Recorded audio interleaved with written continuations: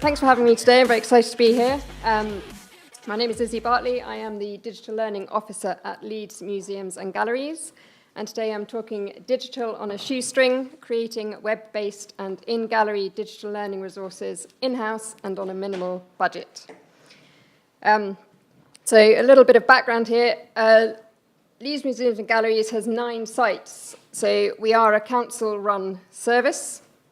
And my job across those sites is digital interpretation and learning across the sites. And I also manage the website mylearning.org. Can I just have a little show of hands of who's heard of this website? Oh, okay, that's good. Still got quite a lot of marketing to do, though. Okay. So we have recently just rebranded. So this is our new logo. And what the website does is it hosts free learning resources from the arts, cultural, and heritage organisations, and they are aimed at teachers to use, and it's free for teachers to use. So it's been going about 12 years. The current website looks like this, and it's done really well, considering it's 12 years old, but it is looking a little bit clunky. This summer, we are launching our new website, which we're incredibly excited about, so look out for that.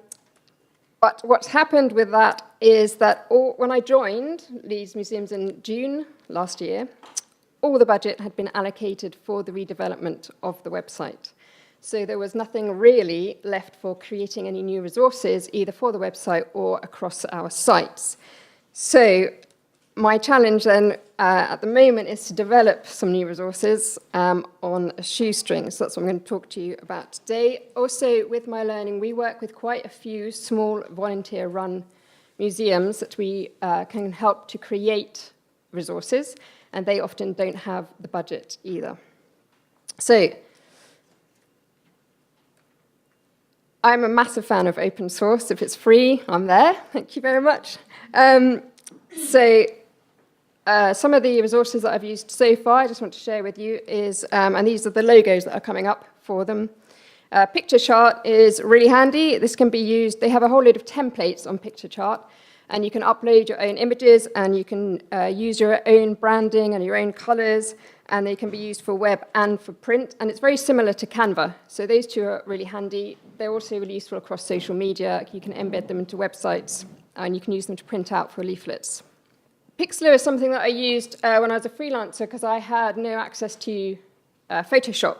It's really expensive to use. Pixlr is fantastic if you just want to take out some backgrounds of something or you want to work with layers. It's quite simple, but it's web-based, so you don't need to download any software, and it's really handy for that. But if you need something that is a lot more like Photoshop, GIMP is, I have on good authority, really, really good. I've only ever scratched the surface with GIMP. I've told it's got quite a steep learning curve, but once you get into it, apparently it can do pretty much anything that Photoshop can do, and it is totally open source. So if you need something a bit better than Pixlr, GIMP is a really good one to go for. Thinglink do interactive images. I'm actually going to come back and talk about this in more detail, so I'm going to skip over that right now. For sound effects and for soundscapes, freesound.org is a really good repository of those two that you can use generally. You just have to check the attribution. And in a similar vein, for icons, FreePick is really good. I do realize these two aren't actually software, they are repositories, but again, there's loads of really great stuff that you can take off there and use for your own purposes, as long as you attribute them correctly. So Thinglink. Has anybody here used Thinglink? A couple of you, okay. So Thinglink allows you to create interactive multimedia images. So on the left here, I've uploaded the, let me see if I press this. This image here of the fossil starfish is the base image that I've uploaded. And then Thinglink allows you to create hotspots, which are in this case, the turquoise hexagons here. And from those hotspots, you can upload images, videos, audio, text. You can link to other websites. And I'm kind of exploring it at the moment. This one I just put up on Thinglink. It was the first one I did. It's had over 2,700 views, which for us is pretty good. It's a web app. so there's no installation required. Because I work for a council, if I don't need to install anything on my laptop, I am very happy. Right? I can use it. It's embeddable, so it's easy to share. So in our new My Learning website, we'll be able to embed these straight into the content right where they are most relevant, which is great for us. So you can put them in blogs.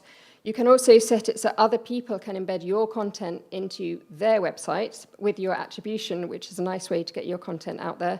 They're easy to share on social media. There are two versions, the free and the paid for. And I have actually paid for this. It was £110 for a year. I got a 50% museum discount, so it's worth asking for that.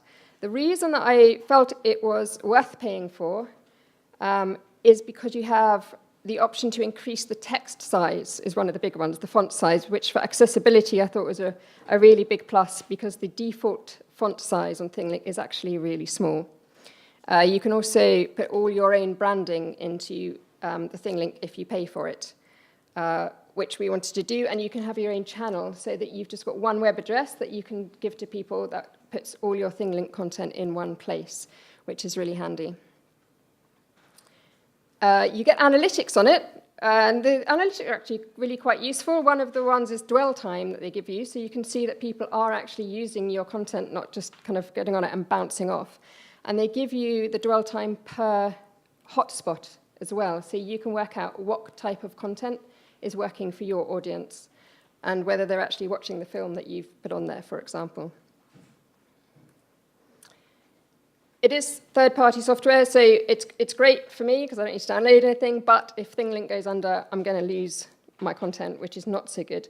I should just put here that I was a bit cheeky when I signed up, and I said to them, if I sign up for a year and make loads of Thinglinks and then I don't pay you next year, can I keep my Thinglinks? And they said yes, and so I thought, that's great. So if you've got a really limited budget, that could be a way to do it.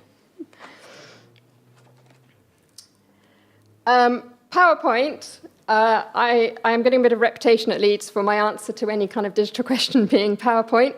I really like PowerPoint. It's stable, it's established, it's very much doubt it's going to go anywhere. The really great thing about PowerPoint now is that it has a kiosk mode. So if you set your presentation into kiosk mode and you take away the keyboard and the mouse, what you have is a locked down interactive. And that means that I can actually create content, not just for my learning, but I can create it for across our sites, because we generally have Windows-based machines across our sites. And quite a few of our interactives are running the same interactives they have for a number of years, and they're even doubled up within the same gallery, because at the moment, we just don't have the budget to fund new ones. So for me, this is a way to get new content, not just on my learning, but also into our galleries. There's a variety of different interactives you can make with them. I've just picked a few here. So there are flowchart activities, you can do different types of quizzes, hidden object games, choose your own adventure story. I haven't made one of those yet, but I really want to.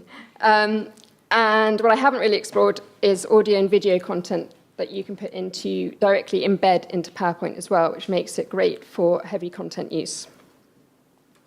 So this is the bit where I switch, hopefully, seamlessly. I would just like to say these weren't set up for widescreen, so that's why they have lots of space around the edges. So I'm just going to show you three really quick examples of stuff that I've made so far. This was actually made as part of a Christmas Countdown digital resource that I created, and I repurposed it as a proof of concept for use in a gallery. So, so the little bugs are interactive. You press them, and they give you a bit more information on some of the really cool insects that are in our collection. It's very simple. That's all it does. The next one, so this was created to go on My Learning as a resource to go with our Ancient Egypt learning resources. We also have an Ancient Egypt gallery at Leeds City Museum, so it will be going in there in the future, I hope. And this is more of a quiz-based one, where you click on what you think is right. Try again. I've had some positive feedback about this one from teachers, and one of the things that they really liked was that it used real objects or photos of real objects and not drawings, which was great because I can't draw. So I was really happy to hear that.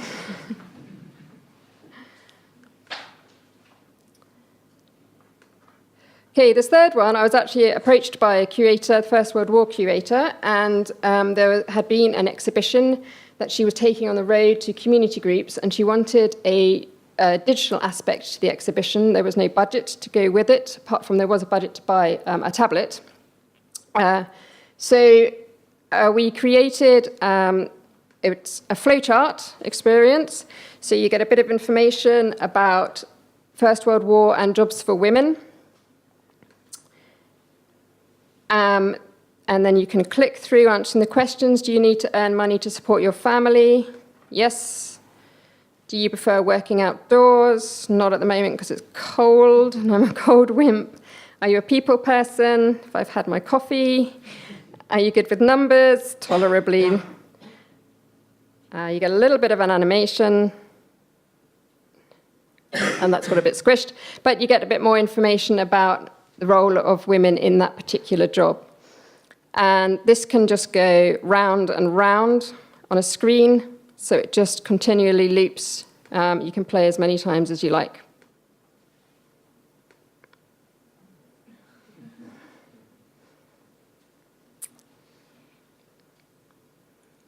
So I think PowerPoint has a lot of potential. I've really just scratched the surface with it. There's loads more that you can do. But in terms of filling a niche and getting digital content into spaces where we would otherwise not have digital content, it's proving to be quite useful for me at the moment. We don't have a digital manager at Leeds. Apart from we have a social media lady who looks after the website and our social media, and that's it. It's just her and me on the digital side. So for 9 sites, we're quite stretched. So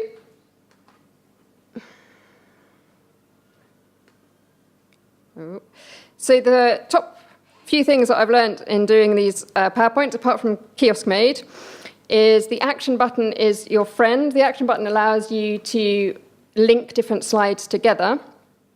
I had a bit of a headache at one point because if you want to group your objects, so if you group 2 different objects together, you then can't use that as an action button and link that to another slide. But what you can do, and what's actually really good for accessibility, if you've got a small area that you want to make more easy for people to touch, is that you can put in a shape, so for example a rectangle, and make it transparent and use that as your button. And that really helps for people who have problems with fine motor skills. It also helps if you're creating learning resources for teachers, because their interactive whiteboards are more often than not really badly calibrated. And so if you use a really small interactive area, it's likely not to work. Saved me a lot of time. This copy animation tool, I found it a bit late after tearing my hair out. It helped me with the canoptic jar one. If you've done a really nice animation, you can simply copy and paste it over. The creating a pathway, I think, is interesting, and that was used for the Women, Work and War, where the slides shifted in different directions. And I think this would be useful for a narrative as well, to kind of have that idea of moving through a story. PowerPoint doesn't like to repeat its animations. So if you're creating something that goes in a loop, like most of these are looping, if you don't put in a slide before your animation slide, it will just show you your animations having been already gone through. So for example, the canoptic jar one, the head will be on the floor if it was the wrong answer, and it won't play that animation again. So to trick PowerPoint into playing the animation again, you just put in a blank slide with a transition of 0, which means that you don't physically see it, but it tricks PowerPoint into thinking you haven't been on that animation slide again, and it just plays the animation again. And the selection pane was another, yay, discovery. If you've layered up loads of objects and you suddenly realize you want to animate the one at the bottom, the last thing you want to do is have to move everything out of the way, click on that to animate it, and put it all back. So the selection pane allows you to hide things. It's a bit like layers in Photoshop, and just work on what you want to be able to see. And the last thing is that PowerPoint has inbuilt editors for images, audio, and video. They're really, really simple, but they can save you a lot of time just doing it straight into PowerPoint.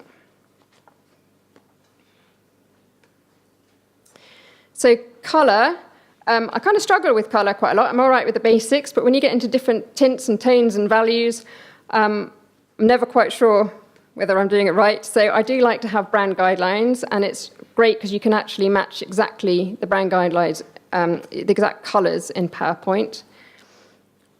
If, like Leeds Museums and Galleries, your brand guideline colours are 1, which is red, and you need some more, this website, Coolers, is really great. It's a little bit like a freak machine with colours. So this screenshot down here on the red one, I've locked in the colour for Leeds Museums and Galleries red, and then, and I do spend a bit of time doing this, you press spacebar, and it kind of rolls through loads of colours and gives you a spectrum of those colours. And then you can, let's say if I liked the blue one to the right of the red, I could lock that in and press space again, and it would give me 3 other colours that I can use. So this is really handy if you've got a limited colour palette. I also really like this book. It's actually just chock full of different colour combinations. That's Colour Index by Jim Krause. I did ask a designer once to explain to me the difference between CMYK and RGB, and halfway through his explanation, I realised that RGB and web both had 3 letters and ended in B, and that was enough for me. So that's what I use.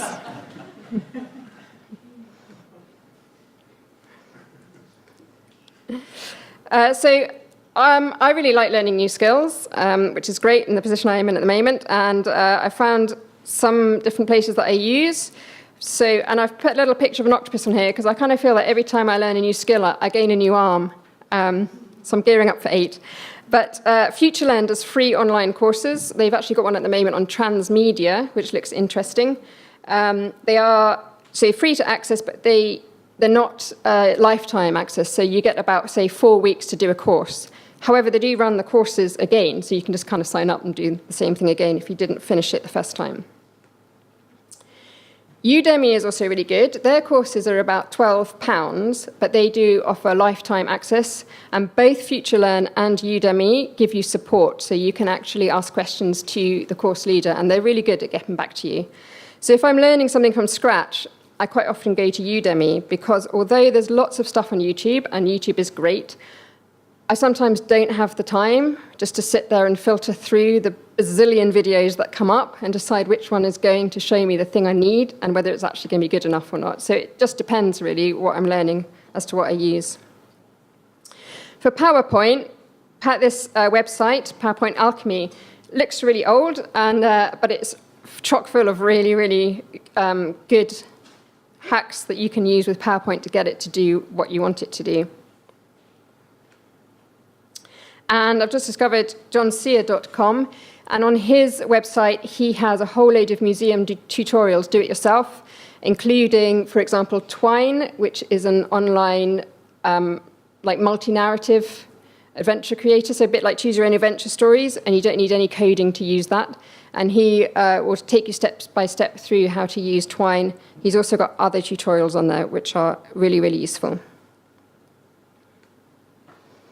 So that's it. So I hope if you are needing to make anything in-house or looking at it, hopefully that's given you a few pointers. And thank you very much.